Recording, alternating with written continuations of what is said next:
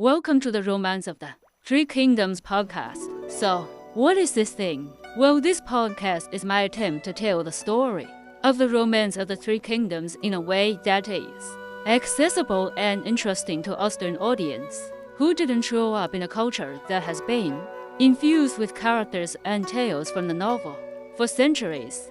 If you are not familiar with the novel, here is a very quick primer. If you want more information than what it provides here, there are certainly many sources of information about online. So I am not going to read the Wikipedia entry to you.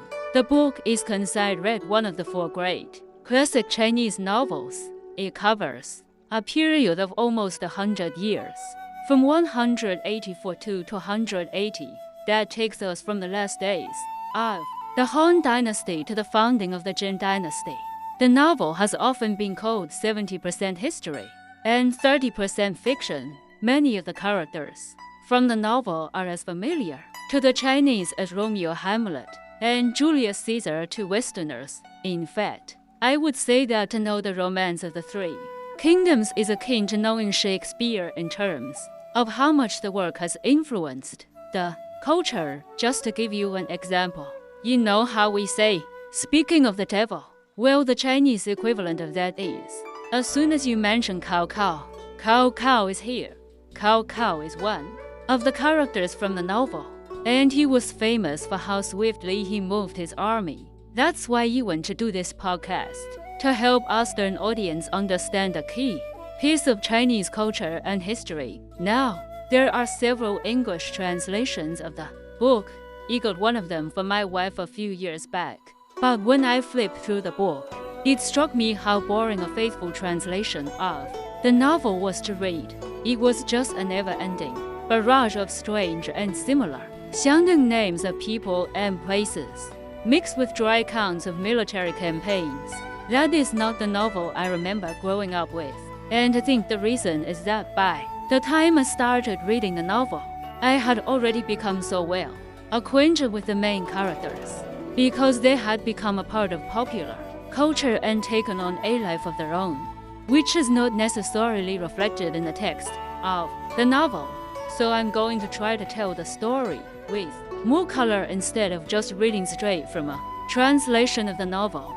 I think this will make the story more interesting and help my listeners gain a better understanding of the various characters. In addition, I plan to post supplemental material such as maps and images to the website for the podcast, which is three-kingdomspodcast.com, spelled with the number 3. I will also post links to other relevant material that will help you get a better idea of certain aspects of the book or the historical era we are dealing with.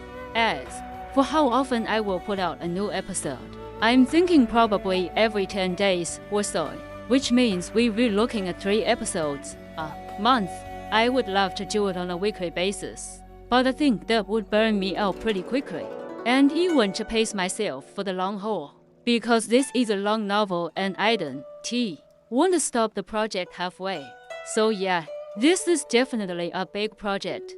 Finally, there are a couple caveats. I am not a professional storyteller or voice actor. I am not even that good of a public speaker. I also haven't done a lot of audio recording and editing, so that means the early episodes will likely be rough as a tree to find my way in terms of style and techniques. But again, we're talking about the long novel here, so there will be plenty of time for me to figure things out. Bear with me in the early going, and I promise I'll try very hard to make it worth your while, alright? So that is a brief overview of what I am planning to do with this podcast. I hope you will give it a chance. I can't wait to dive into the story in the next episode. In the meantime, check out the website threekingdomspodcast.com, spelled with the number 3. Thanks for listening. See you next time on the Romance of the Three Kingdoms podcast.